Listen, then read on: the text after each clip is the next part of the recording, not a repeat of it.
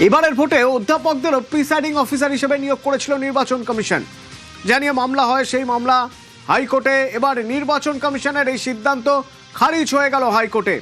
কেন, সেক্ষেত্রে হাইকোর্টের কি ব্যাখ্যা জানবো। আমার সঙ্গে অর্ণব রয়েছেন। অর্ণব, গতকালই যখন শুনানি হচ্ছে তখন এটাকে নির্বাচন কমিশনের তামাশা বলে উল্লেখ করা হয়েছিল। আজ খারিজই করে দেওয়া হলো নির্বাচন কমিশনের এই সিদ্ধান্ত। হাইকোর্টের কি পর্যবেক্ষণ এখানে? দেখো, বিচারপতি কৃষ্ণা রাও এই সিদ্ধান্ত খারিজ করেছেন এবং একই সঙ্গে যিনি অ্যাসোসিয়েট প্রফেসর ছিলেন তিনি প্রিজাইডিং অফিসার হিসেবে কাজ করবেন না, তা এক কথা স্পষ্ট।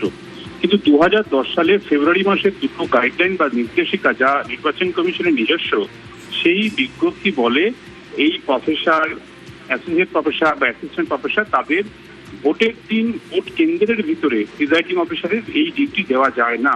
এটাই ছিল চ্যালেঞ্জের বিষয়।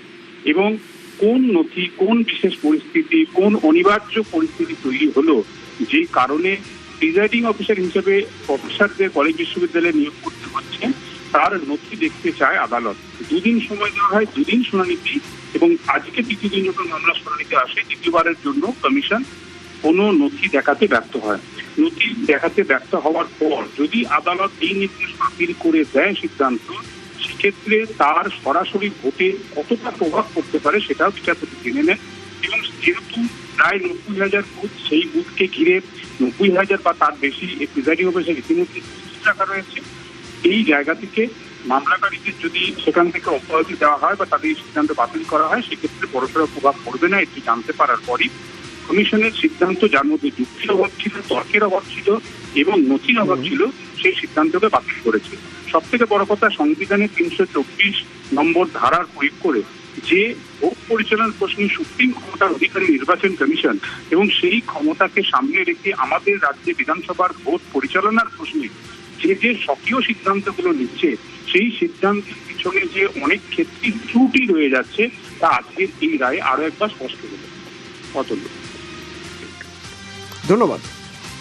আদালতকে জানিয়েছি যে 2010 সাল থেকে 2023 সাল পর্যন্ত ইলেকশন কমিশনের নিজের যে সার্কুলার আছে, তাতে এই ধরনের এডুকেশন ইনস্টিটিউশনের যাদের র্যাঙ্ক গ্রুপে অফিসারের সমতুল্য, তাদেরকে প্রিজাইডিং অফিসার দিতে পারে না।